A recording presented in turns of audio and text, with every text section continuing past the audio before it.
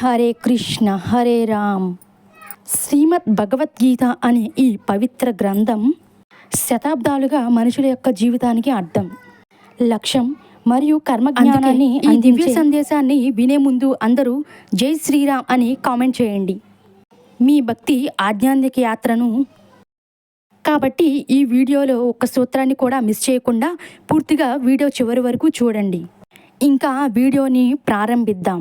శ్రీమద్ భగవద్గీత యొక్క మొదటి ఉపదేశం ఏమిటంటే, చాలా తీపిగా మాట్లాడేవారితో, మిమ్మల్ని అతిగా పొగిడేవారితో మీరు చాలా జాగ్రత్తగా ఉండాలి. ఎందుకంటే ప్రజలు తీపిగా మాట్లాడేది మీ నుంచి తమ స్వార్థం నెరవేర్చుకోనాలన్నప్పుడే. మీ పొగడ్తలు కూడా అప్పుడే వస్తాయి. వారికి మీ ద్వారా ఏదో సాధించినప్పుడు. గుర్తుంచుకోండి, జీవితంలో పొగడుదలు ఊరికే రావు. ఎవరైనా మిమ్మల్ని పొగుడుతున్నారంటే దానికి మీరు ధర చెల్లించాల్సిందే. అందుకే అతిగా తీపిగా మాట్లాడేవారితో, అతిగా పొగిడేవారితో కాస్త జాగ్రత్తగా ఉండండి. కళ్ళకు నిజమనిపించే విషయంపై వెంటనే నమ్మకం పెట్టుకోకూడదు. మీరు ఇలాంటి కథలు చాలా వినుంటారు. కళ్ళకు కనిపించే విషయం కూడా కొన్నిసార్లు నిజం కాదు. అందుకే నమ్మకం పెట్టడంలో ఆత్రపడకండి. గీత యొక్క మూడవ ఉపదేశం ఇది. కలపేక్ష చేసే మనిషి మనసు ఎప్పటికీ శాశ్వతంగా తృప్తిపడదు. ఎందుకంటే అతని యొక్క ఆశలు ప్రతి ఒక్క శిఖరాన్ని చేరుకుంటూ ఉంటాయి. అలాంటి వాడి మనసు ఎన్నటికీ సంతృప్తాన్ని, ఆనందాన్ని చేకూరదు. ఫలాపేక్షతో కర్మలు చేసేవాడు ఆశించిన ఫలితం రాకపోతే బాధకు గురి అవుతాడు. భగవాన్ శ్రీ విష్ణుమూర్తి అర్జునుడితో ఇలా అన్నారు: నీ యొక్క మనసును నాకు సమర్పించు. ఈశ్వరుడిపై నమ్మకంతో నిస్వార్థంగా, నిష్పటంగా ఫలాపేక్ష చేస్తూ నీ యొక్క జీవితాన్ని సంతృప్తితో నిండిపోతుంది. దుమకం నిన్ను తాకలేదు. మోక్షం సిద్ధిస్తుంది. అనంతమైన ఇచ్ఛలు మనిషిని తన ఇంద్రియాలను బానిసగా చేస్తాయి. మనం ఇతరుల గురించి చెడుగా మాట్లాడినప్పుడు వారి భాగంలో ఉన్న కష్టాలను అనుభవించాల్సి వస్తుంది. ఎవరి పట్ల చెడు భావనలు, ఈర్ష్య, చెడు ఆలోచనలు పెంచుకోవడం, చెడుగా మాట్లాడడం, తన ధర్మాన్ని, కర్తవ్యాన్ని పాటించని వారు ఎన్నటికీ మోక్షాన్ని పొందలేరు. మంచి కర్మ చేస్తే ఫలం తప్పక వస్తుంది. చెడు కర్మ చేస్తే శిక్ష తప్పక వస్తుంది. సామెతలు. నీవు భూత, వర్తమాన, భవిష్యత్తులో జరిగే ప్రతి సంఘటన పరిణామాలను చూడగలవు. కాబట్టి ఫలితాల గురించి చింతించకు. నీ కర్మలను నిరంతరం చేస్తూ ఉండు. కర్మ మంచిదైనా చెడ్డదైనా అది ఫలం ఇచ్చేంత వరకు నిన్ను వెంటాడుతూనే ఉంటుంది. అంటే కర్మ చేసినవాడు తమ కర్మ ఫలితాలను పూర్తిగా అనుభవించే వరకు అది వదలదు. సమయానికి ముందు భాగ్యాన్ని మించి ఎవరికి ఏదీ దొరకదు. సామాన్య మనిషి ఉత్తమ మనుషులను చూసి ఎల్లప్పుడూ వారి ఆదర్శాలను అనుభవించి వారిలాగే అవ్వాలని ప్రయత్నిస్తాడు. నీవు ప్రపంచాన్ని ఏ దృక్పథంతో చూస్తావో ప్రపంచం కూడా నిన్ను ఆ దృక్పథంతోనే చూస్తుంది. చెడు అలవాట్లు, చెడు విషయాలు, బాహ్య సౌందర్యం పట్ల మనిషి ఆకర్షితమవుతాడు. అది అతను తన ఇంద్రియాలకు బానిస అయినప్పుడు ఒక చిన్న దీపం యొక్క వెలుగు పెద్ద చీకటిని తొలగిస్తుంది. అలాగే నీ మనసులోని అజ్ఞాన చీకటిని, సానుకూల అనుభవాలను, ఆలోచనలను జ్ఞాన వెలుగుతో తొలగించు. అజ్ఞానం స్వయంగా నశిస్తుంది. శ్రీమద్ భగవద్గీత 4వ ఉపదేశం ఏమిటంటే, ఇతరుల సహాయం కోరడం మానేయండి. మీ మనసుకు అతిపెద్ద బలహీనత ఏమిటంటే మీరు ఇతరుల సహాయం కోరుతారు. ఇది మిమ్మల్ని బలహీనంగా చేస్తుంది. ఇది మీపై ఉన్న కష్ట సమయంలో, బాధలో ఉంటారు. మీరు కేవలం ఈశ్వరుడిపై నమ్మకం ఉంచండి. ఈశ్వరుడిని మీ సహాయంగా చేసుకుని చూడండి. ఎప్పుడైనా కష్టం వస్తే ఆయన ఎవరో ఒకరిని మీ సహాయానికి పంపుతాడు. ప్రపంచాన్ని సహాయం కోరుకోకండి. తమకు తాము సహాయం కోరుకునేవారు మీకు సహాయం ఎలా అవుతారు? కాబట్టి సహాయంకి ప్రపంచానికి కాదు, ఈశ్వరుడిని చేసుకోండి. గీత యొక్క 5వ ఉపదేశం ఏమిటంటే, మనిషి కోపం ఒక మనిషిని నాశనం చేస్తుంది. కోపిస్తే స్నేహితులు ఉండరు, అందరూ దూరం అవుతారు. అతని సంబంధాలన్నీ నాశనం అవుతాయి. తన కోపాన్ని నియంత్రించలేని వాడు జీవితంలో ఏమీ నియంత్రించలేడు. శ్రీమద్ భగవద్గీత 6వ ఉపదేశం ఏమిటంటే, ఈశ్వరుడిపై నమ్మకం ఉంచి హృదయపూర్వకంగా ఆయనను స్మరిస్తూ ఆయన ఏదో ఒక రూపంలో వచ్చి మీకు సహాయం చేస్తాడు. ఆయన వింటాడా లేదా అనేది మీ శ్రద్ధ విశ్వాసం మరియు భక్తిపై ఆధారపడి ఉంటుంది. ఎవరికైనా మంచి చేసి దానిని ఒక బాధ్యతగా భావించవద్దు, లేకపోతే అది ఒక కర్మకు వ్యర్థమవుతుంది. దానివల్ల వచ్చే గౌరవం కూడా నశిస్తుంది. నేను ఎంతమందికి సహాయం చేశాను అని అహంకారం పెంచుకోకండి, ఎందుకంటే చేసేది ఈశ్వరుడే. మీరు ఒక మాధ్యమం మాత్రమే. కోపం వృధా. కోపంతో నశిస్తే ఈశ్వరుడిపై ఉన్న నమ్మకాన్ని లేదని మీకు అర్థం. మనసులో సందేహాలను ఎప్పుడూ పెంచుకోవద్దు. ఈ సందేహాలు అపార్థాలను సృష్టిస్తాయి, జీవితంలో సుఖ సంతోషాలు లేకుండా చేస్తాయి. ఎవరన్నా నీతో చెడుగా ప్రవశిస్తే కాలం వారికి సమయం మరియు లెక్కను తీర్చేస్తాయి. ఉపకారం కాదు, పరోపకారం చేయి. చింతన చేయి. మనసును ఎల్లప్పుడూ నియంత్రణలో ఉంచు, లేకపోతే ఈ మనసు నీచి చెడులను కర్మగా చేస్తుంది. జ్ఞానం ఎల్లప్పుడూ బుద్ధి కంటే ఉన్నతమైనది. అందుకే జ్ఞానాన్ని సంపాదిస్తూ ఇతరులపై పంచుకుంటూ ఉండు. తద్వారా ఇతరుల జీవితాలు సంతోషమవుతాయి. ఒకే వ్యక్తికి ఎల్లప్పుడూ సహాయం చేయవద్దు. అతను స్వయం సమర్థుడు అయ్యే వరకు మాత్రమే సహాయం చేయి. ఫలాపేక్షకులకు కర్మ చేసేవాడు కర్మలకే బందీ అవుతాడు. ఎవరైనా జన్మతా గొప్పవాడు కాదు, తన కర్మల ద్వారానే గొప్పవాడు అవుతాడు. ప్రపంచం నీవు చూడాలన్నట్టుగానే కనిపిస్తారు. నాది, నీది, చిన్నది, పెద్దది, సొంతం, పరాయి అనే భావనను మనసులోంచి తొలగించు. అప్పుడు అంతా నీదే. నీవు అందరి వాడువు. ఫలపక్ష లేకుండా నిరంతరం కర్మలు చేసేవాడు తన జీవితంలో సంతృప్తిగా దాయకంగా మార్చుకోగలడు. నీవు ఇంద్రియాలను నీతో నిరంతరంగా ఉంచుకున్నట్లయితే ఎలాంటి దుమ్హకం నిన్ను కదిలించలేదు. శాంతి అతనికే లభిస్తుంది. ఎవరైతే నాది, నేను చేశాను అనే లాలస నుంచి బయటపడతారో, ఏ వస్తువు లేదా స్థలం ఏదైనా వ్యక్తితో అనుబంధం ఏర్పడితే అది దుఃఖానికి అతిపెద్ద కారణం అవుతుంది. కనీసం నువ్వు సంతోషంగా ఉండగలిగే ఎక్కువ కోరుకునేవాడే జీవితంలో సంతృప్తిగా ఉంటాడు.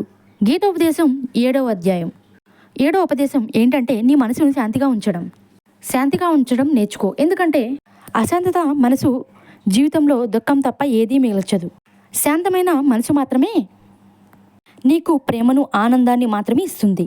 దుఃఖం, సుఖం అనేవి అశాంతత. శాంత మనసు యొక్క ఫలితాలు. అశాంత మనసు దుఃఖాన్ని జన్మిస్తుంది, శాంత మనసు పరమానందాన్ని ఇస్తుంది. గీత యొక్క 8వ ఉపదేశం ఏమిటంటే ఎవరితోనూ అతిగా అనుబంధం పెట్టుకోవద్దు. దుర్యోధనుడి తండ్రి ధృతరాష్ట్రుడికి అత్యంత మోహం ఉండింది. సింహాసనం తప్ప ఏమీ కనిపించేది కాదు. ఆ సింహాసనం వల్ల అతిగా ఉన్న మోహాన్ని పట్ల రాజ్యాన్ని నాశనం చేస్తుంది. అనేక మంది మరణాలకు కారణం. ఎవరిని వెనకైనా అతిగా పిచ్చిగా పడితే అది నీకు దొరకకపోయినా నీ జీవితాన్ని నాశనం చేస్తుంది. గీత యొక్క 9వ ఉపదేశం ఏమిటంటే ఆధ్యాత్మిక జ్ఞానమే జీవితాన్ని సుఖమయంలో నడిపిస్తుంది. ఇతరుల మాటలపై ఎక్కువ శ్రద్ధ పెడితే నీపై ఉన్న నమ్మకం తగ్గిపోతుంది. అందుకే నీపై నువ్వు నమ్మకం ఉంచి ముందుకు సాగి నీ మార్గాన్ని నువ్వే నిర్ణయించుకో. జీవితంలో ఏ క్షణంలో ఏమైనా జరగవచ్చు. జీవితం సీమితం. సమయాన్ని వృధా చేయవద్దు. చెడుగతాన్ని గుర్తు తెచ్చుకుని బాధపడడం కంటే దాని నుంచి పానీయం నేర్చుకుని నీ వర్తమానాన్ని మెరుగుపరుచుకుని ఉత్తమ భవిష్యత్తును నిర్ణయించుకో. ఏ విషయంలో చింతిస్తున్నావో కర్మ చేయి. ఈశ్వరుడు పైన నమ్మకం ఉంచు. ఏమవుతుంది ఏమవ్వదు అన్నది ఈశ్వరుడి మీద వదిలే. నీవు ఎంత పురుషార్థం చేస్తావో స్వర్గ మార్గం అంత సులువవుతుంది. నీవు ఈశ్వరుడి చరణాలకు సమర్పించుకో. నిత్యం మంచి కర్మలు చేయి. ఇతరులకు మేలు చేయి. సరైన మార్గం చూపించు. వంతుడు ఎన్నటికీ కామసుఖాలలో ఆనందం పొందడు. అందుకే జ్ఞానిగా మారు. మంచిగా జరిగింది మంచిగా జరుగుతున్నది, జరగబోయేది కూడా మంచిగా జరుగుతుంది. వేదాలు పురాణాలు చదవడం వల్ల ప్రయోజనం లేదు. వాటిలో చెప్పిన విషయాలను నీ జీవితంలో అమలు చేయకపోతే రావణుడు బుద్ధిమంతుడే కానీ జ్ఞాని కాదు. అతని అజ్ఞానాన్ని కోపిష్టిగా, కామందుడిగా మార్చేస్తుంది. అదే అతని మరణానికి కారణమైంది. నేను అన్ని ప్రాణులు సమానంగా చూస్తాను. నాకు ఎవరు ప్రియమైన వారు కాదు. నీ జ్ఞానం నీకు మాత్రం పరిమితమైతే అది వ్యర్థం. సమాజం, ప్రపంచం కోసం ఉపయోగపడని జ్ఞానం వ్యర్థం. నీవు ఎందుకు వృధాగా చింతిస్తావు?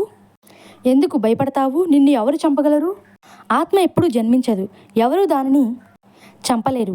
ఇదే జీవితం యొక్క అంతిమ సత్యం. మనిషి కర్మలే అతనిని ఈశ్వరుడికి దగ్గర చేస్తాయి లేదా దూరం చేస్తాయి. అందుకే ఎల్లప్పుడూ మంచి కర్మలు చేయి.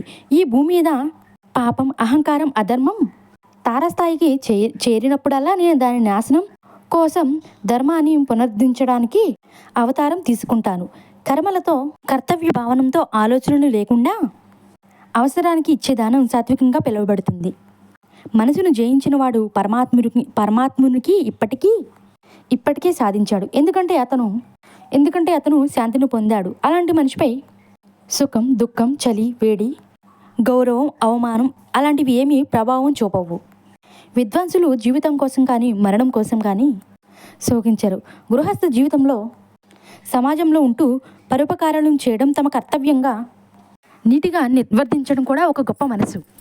గీత యొక్క 10వ ఉపదేశం ఏమిటంటే, నీవే నీకు శత్రువుగా మారావు. వ్యాపారంలో చూడండి, సంబంధాల్లో చూడండి, ఏ వ్యాపారంలోనైనా, ఏ రంగంలో చూసినా మనిషికి నష్టంగా మారుతాడు. మనిషి నష్టం కలిగిస్తున్నాడు. పోటీ అంతగా పెరిగిపోయింది. దొంగతనాలు, నేరాలు పెరిగిపోయాయి. శాస్త్రాలలో కలియ అక్షరాలుగా రాశాడు. ఒకరోజు మనిషినే తింటాడు. ఆ సమయం వచ్చేసింది. ఒకరి వ్యాపారాన్ని, ఉద్యోగాన్ని, ఒకరి జీవిత సంతోషాన్ని హరిస్తున్నాడు. బాధలో ఉన్నవాడిని మరింత బాధ పెడుతున్నాడు. సంతోషంలో ఉన్నవాడిని కష్టపెడుతున్నాడు.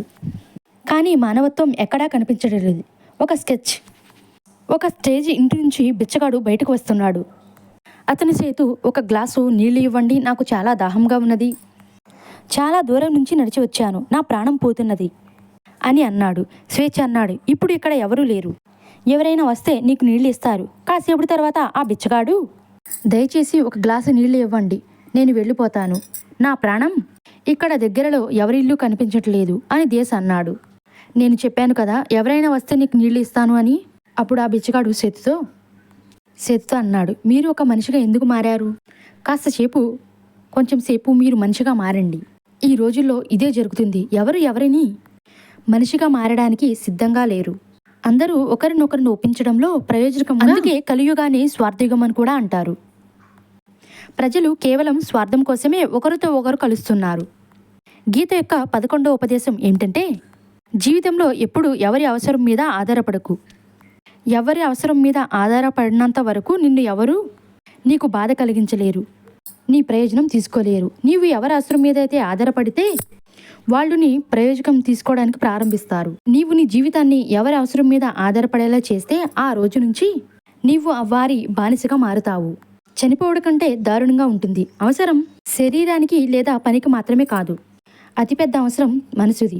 గుర్తుంచుకో, తల్లిదండ్రులు తప్ప ఈ ప్రపంచంలో ఎవరూ పుట్టలేదు. నీవు వారి అవసరం మీద ఆధారపడితే వారు నీ ప్రయోజనం తీసుకోకుండా ఉండరు. అందుకే జీవితంలో ఎవరి అవసరం మీద ఆధారపడి ఉండకు. గీత యొక్క 12వ ఉపదేశం ఏమిటంటే, విఫలమైన భయంతో మళ్ళీ ప్రయత్నం చేయని మనిషి జీవితాన్ని ఎన్నటికీ సాధించలేడు. కోపం గందరగోళాన్ని సృష్టిస్తుంది. గందరగోళం బుద్ధిని కలవరపెడుతుంది. బుద్ధి కలవరపడితే తర్కం నశిస్తుంది. తర్కం నశిస్తే మనిషి నాశనం అవుతాడు. పెద్ద విజయం పెద్ద తాళంలో బంధించబడి ఉంటుంది. అది 5 తాళాలతో తెరుచుకుని ఉంటుంది. సానుకూల ఏకాగ్రత, నిజమైన శ్రద్ధ, దృఢ సంకల్పం మరియు నిరంతర ప్రయత్నం. నిష్పక్షపాతంగా మోక్షాన్ని ఆశించడం వ్యర్థం. మనిషి తన ఇంద్రియాలకు లోనైనప్పుడు కామం, సోమరితనం వంటి చెడు అలవాట్లను ఆక్రమిస్తాయి. మనసు లక్ష్య సాధన కోసం కర్మలో పూర్తి సమర్పణ చాలా అవసరం. దీనితో కర్మపై ధన లాలసను పూర్తిగా తొలగించి నీ కర్మపై దృష్టిని కేంద్రీకరించాలి. కర్మపై శ్రీ విష్ణుమూర్తి అర్జునుడితో ఇలా అన్నారు, అర్జున, నీవు ఫలితానికి కాదు, ఫలాపేక్ష లేకుండా కర్మ చేసినప్పుడే నీవు ఫలితాన్ని ఆశిస్తావు. కోపం ఆలోచించే శక్తిని నశిస్తుంది. దీనివల్ల సరి అయిన నిర్ణయం తీసుకోవడం కష్టమవుతుంది. ఫలాపేక్ష లోకంతో కర్మలు చేస్తే ఆ కర్మ ఎన్నటికీ నీ ఆశలకు ఫలితాన్ని ఇవ్వదు. చెడు కర్మ నుంచి విముక్తి పొందడానికి ఉత్తమ మార్గం ఏమిటంటే మనసులో మంచి ఆలోచనలు రానివ్వడం, సానుకూలంగా ఆలోచించడం. మనిషి మనసు మార్పు చెందేది మనం ఎలా ఆలోచిస్తామో. మన మనసు ఎక్కువ సమయం గడిపే వ్యక్తులు, వాతావరణంపై ఆధారపడి ఉంటుంది. మనిషి జీవితంలో విన్న దాన్నే చేస్తాడు. ఎవరైతే మంచి కర్మ చేసి దాన్ని సౌభాగ్యంగా పురస్కరంగా భావిస్తారో అతనికి కర్మఫలం ఆశించిన దానికంటే ఎక్కువగా కలలను నిజం చేసుకోవడానికి ముందుగా నీవు కల్పనాశీలిగా మారాలి. హరే కృష్ణ. నా ఛానల్ని సబ్స్క్రైబ్ చేయండి. ఇలాంటి వీడియోస్ నా ఛానల్లో చూడండి.